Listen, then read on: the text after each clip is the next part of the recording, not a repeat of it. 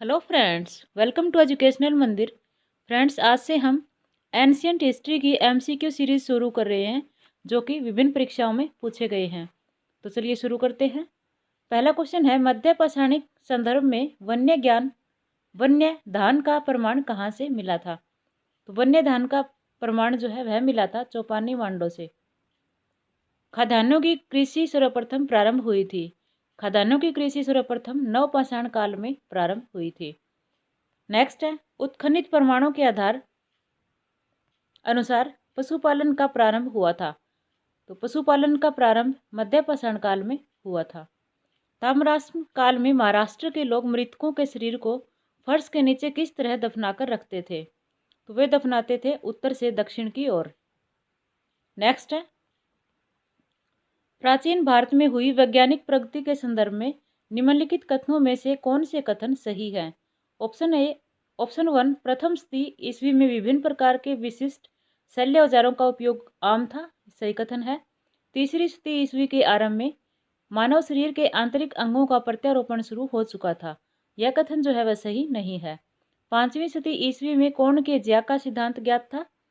7वीं शती ईस्वी में चक्रीय चतुर्भुज का सिद्धांत ज्ञात था। यह भी सही है। तो राइट आंसर है ऑप्शन सी। नेक्स्ट है, दक्षिण भारत की वृहद पाषाण समाधियां संबंधित हैं। तो ये संबंधित है लोह काल से। निम्न पाषाण काल के मानव के बारे में निम्नलिखित में से कौन सा तथ्य सही है? तो इनमें जो सही है वह है ऑप्शन ए, वह कौर उपकरणों का प्रयोग करता था। नेक्स्ट है, प्राचीनतम कलाकृतियों का प्रमाण संबंधित है। तो इनका प्रमाण संबंधित है उच्च पूर्व पाषाण काल से। सराय नाहराय और महदहा संबंधित हैं। ये संबंधित हैं गंगा घाटी की मध्य पाषाण संस्कृति से। नेक्स्ट है,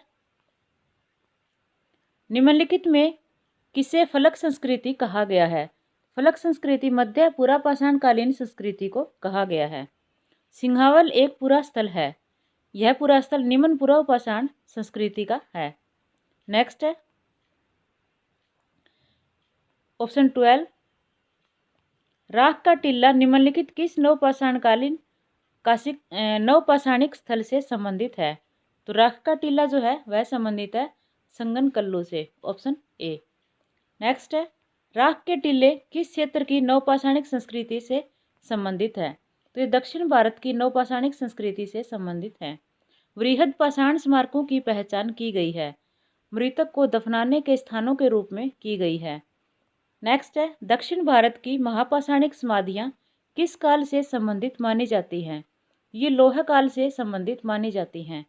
प्राचीन काल में आर्यों के जीविकोपार्जन का मुख्य साधन था। उनका मुख्य साधन था कृषि। नेक्स्ट है, निम्नलिखित में से किसको चालकोलिथिक युग भी कहा जाता है? ताम्रपाषाण युग को चालकोलिथिक युग भी कहा जाता है। लंबवत पुरातात्विक उत्खनन के द्वारा किस संस्कृति के इनमें से किस पक्ष का विशेष ज्ञान होता है? ऑप्शन ए, संस्कृति के आकार का। ऑप्शन बी, संस्कृति के क्षेत्र विस्तार का। ऑप्शन सी, संस्कृति के स्वरूप का। और डी, संस्कृति के काल मापन का। तो इसका राइट आंसर है ऑप्शन डी, संस्कृति के काल मापन का। नेक्स्ट है, अल्मोड़ा के निकट लेखोडियार पर लाल रंग से उकेरी गई जो मानव आकृतियां मिली हैं वे किस काल की हैं? तो वे आकृतियां पाषाण काल की हैं। नेक्स्ट है, पूर्व पाषाणकालीन मानव का मुख्य धंधा था। पूर्व पाषाणकालीन मानव का मुख्य धंधा था शिकार खेलना। गर्त निवास निम्न में से किस संस्कृति का विशिष्ट लक्षण है? तो गर्त निवास जो है वह कश्मीर घाटी की नवपाषाणिक संस्कृति का विशिष्ट लक्षण है। नेक्स्ट है, भारत के कुछ क्षेत्रों में लोग जमीन के अंदर गड्ढों में रहते थे। इस बात का संकेत खुदाई से निम्नलिखित में मिलता है। तो यह मिलता है कश्मीर से। नेक्स्ट है, नवपाषाणकालीन गर्त निवासों के अवशेष कहाँ से मिले थे? तो ये मिले थे बुर्ज होम से और गुफकराल से। Option D. नेक्स्ट है, मध्य प्रदेश में प्रागैतिहासिक काल शिला चित्र कहाँ पाए जाते हैं? ये पाए जाते हैं भीमबेटका से। भारत में किस शिलाश्रय से सर्वाधिक चित्र प्राप्त हुए हैं? तो सर्वाधिक चित्र भीमबेटका से प्राप्त हुए हैं। नेक्स्ट है, निम्नलिखित में से किस स्थान पर नवपाषाण स्तर पर गेहूं एवं जौ की खेती के सर्वप्रथम प्रमाण मिलते हैं? तो मेहरगढ़ से सर्वप्रथम प्रमाण मिलते हैं। बुर्जहोम के नवपाषाणकालीन स्वधानों में मनुष्य के साथ किस पालतू जीव को दफनाने की प्रथा प्रचलित थी? तो कुत्ते को दफनाने की प्रथा प्रचलित थी। नेक्स्ट है, निम्नलिखित में से किस स्थल से मानव कंकाल के साथ कुत्ते का कंकाल भी स्वधान से प्राप्त हुआ है? तो बुर्जहोम से प्राप्त हुआ है।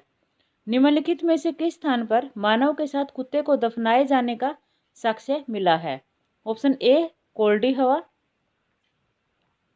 ऑप्शन बी बुर्जहोम, चौपानी, मांडो। तो बुर्जहोम से मिला है। मानव स्वधानों में कुत्ते दफनाए गए थे, बुर्जहोम में दफनाए गए थे। उस स्थल का नाम बताइए जहां से प्राचीनतम स्थायी जीवन के प्रमाण मिले हैं। मेहरगढ़ से प्राचीनतम स्थायी जीवन के प्रमाण मिले हैं। भारतीय उपमहाद्वीप में कृषि के प्राचीनतम साक्ष्य प्राप्त हुए हैं। मेहरगढ़ से प्राचीनतम साक्ष्य प्राप्त हुए हैं। नेक्स्ट है, भारतीय उपमहाद्वीप में कृषि के प्राचीनतम साक्ष्य प्राप्त हुए हैं मेहरगढ़ से। निम्न में से किस एक पुरास्थल से पाषाण संस्कृति से लेकर हड़प्पा सभ्यता तक के सांस्कृतिक अवशेष प्राप्त हुए हैं? ये हुए हैं मेहरगढ़ से। नेक्स्ट है, भारत में व्यवस्थित कृषि का प्राचीनतम प्रमाण कहाँ से प्राप्त होता है? यह प्राप्त होता है मेहरगढ़ से। ये क्वेश्चन बार बार रिपीट इसलिए हो रहा है क्योंकि विभिन्न एग्जामों में ये पूछे गए हैं। ये IAS प्री 1992 में पूछा गया है। इससे पहले भी कई बार ये क्वेश्चन वो रिपीट हुआ है। नेक्स्ट है, भारतीय उपमहाद्वीप में धान की खेती के प्राचीनतम साक्ष्य प्राप्त होते हैं। तो विंध्य क्षेत्र से ये साक्ष्य प्राप्त होते हैं। निम्नलिखित में से किस क्षेत्र में चावल के उत्पादन के प्राचीनतम साक्ष्य मिले हैं? तो बेलन घाटी से चावल के उत्पादन के प्राचीनतम साक्ष्य मिले हैं। नेक्स्ट है, गंगा घाटी में धान की खेती का प्राचीनतम प्रमाण कहाँ से मिला है? गंगा घाटी में लहुरा देव से मिला है। मध्य पाषाणिक प्रसंग में पशुपालन के प्रमाण जहाँ मिले वह स्थान है, वह है आदमगढ़। नेक्स्ट है, भारतीय उपमहाद्वीप में पालतू भैंस का प्राचीनतम साक्ष्य कहाँ से प्राप्त हुआ है? प्राचीनतम भैंस का साक्ष्य प्राप्त हुआ है मेहरगढ़ से। होमो इरेक्टस का एक कपाल निम्न में से किस स्थल से प्राप्त हुआ है? तो होमो इरेक्टस का कपाल वह प्राप्त हुआ है नर्मदा घाटी के अथनोरा से। भारत में प्रागैतिहासिक मानव का प्राचीनतम जीवाश्म निम्नलिखित में से किस स्थान से मिला है? अथनोरा से। ये पहले ऊपर पूछा गया था UPPCS प्री का क्वेश्चन था, उसके बाद UPPCS प्री 2008 में भी पूछा गया है। नेक्स्ट है, मानव द्वारा सर्वप्रथम प्रयुक्त अनाज था। तो सर्वप्रथम प्रयुक्त अनाज था जौ। उच्च पुरापाषाण कालीन युगीन हड्डी की बनी मातृ देवी की प्रतिमा कहाँ से प्राप्त हुई है? यह प्राप्त हुई है बेलन घाटी उत्तर प्रदेश से। नेक्स्ट है, निम्नलिखित में से किस क्षेत्र में पुरापाषाण काल, मध्य पाषाण काल और नवपाषाण काल के अवशेष एक क्रम में पाए गए हैं? तो बेलन घाटी से पाए गए हैं। एक ही कब्र से 3 मानव कंकाल निकले हैं, दमदमा से निकले हैं। नेक्स्ट है, गंगा के मैदान में मानव बस्ती का प्राचीनतम अवशेष कहाँ मिलता है? तो गंगा के मैदान में कालपी नामक स्थान से मिलता है। नेक्स्ट है, हड्डी से निर्मित आभूषण भारत में मध्य पाषाण काल के संदर्भ में प्राप्त हुए हैं, महदहा से प्राप्त हुए हैं। निम्नलिखित में से किस स्थल से हड्डी के उपकरण प्राप्त हुए हैं? महदहा से प्राप्त हुए हैं। नेक्स्ट है, निम्नलिखित में से किस मध्य पाषाणिक स्थल से हड्डी के बने आभूषण प्राप्त हुए हैं? महदहा से। किस स्थान पर काले तथा लाल मृदभांडों की स्त्रीय स्थिति को OCP तथा PGW के मध्य सर्वप्रथम पहचाना गया था? अतरंजी खेड़ा से। नेक्स्ट है, गैरिक मृदभांड पात्र OCP का नामकरण हुआ था? हस्तिनापुर में हुआ था। नवदा टोली किस राज्य में अवस्थित है? तो नवदा टोली अवस्थित है मध्य प्रदेश में। नेक्स्ट है, दधेरी एक प्रवर्ती हड़प्पी पुरा स्थल है। पंजाब का है। विंध्य क्षेत्र के किस शिलाश्रय से सर्वाधिक मानव कंकाल मिले हैं? तो लेखैया से जो है वे ये मिले हैं। नेक्स्ट है, सूची 1 को सूची 2 से सुमेलित कीजिए तथा सूचियों के नीचे दिए गए कूट का प्रयोग कर सही उत्तर का चयन कीजिए।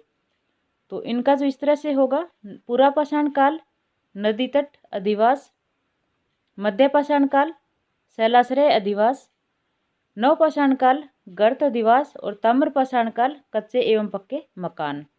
तो ऑप्शन ए।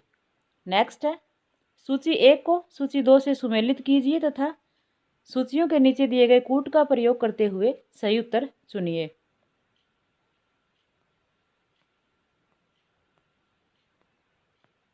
हड़प्पा रावी नदी के किनारे स्थित है, हस्तिनापुर गंगा नदी के किनारे, नागार्जुन कोंडा कृष्णा नदी के किनारे और पैठन गोदावरी नदी के किनारे।